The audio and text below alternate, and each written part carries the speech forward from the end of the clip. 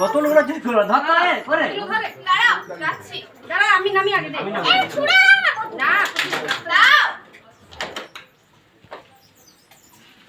আয় কোলে চলে আয়। এটা বলো না কি হয়েছিল তুমি একটু। চল আমি তোমাকে সোজা রাস্তা দিয়ে দেব।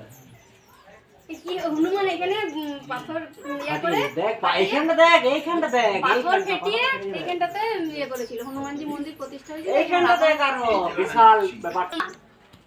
পাথর ভেঙে এখানে হনুমান মন্দির প্রতিষ্ঠা হয়েছে। এই যে পাথরটা পুরো আটকে রয়ে গেছে, পাথর ভাঙার পর পাথর আটকে রয়ে গেছে পুরো।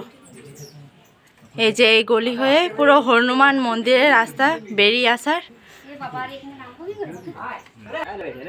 দেখুন বন্ধুরা কিভাবে পুরো পাথরটা পুরো মাঝ বরাবর ভেঙে গেছে।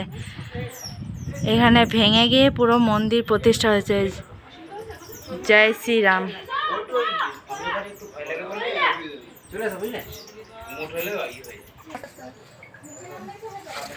ভিডিও এই এখানে কোথায় সে রামফল নাকি বলা যায় হয়েছিল সেই মূলে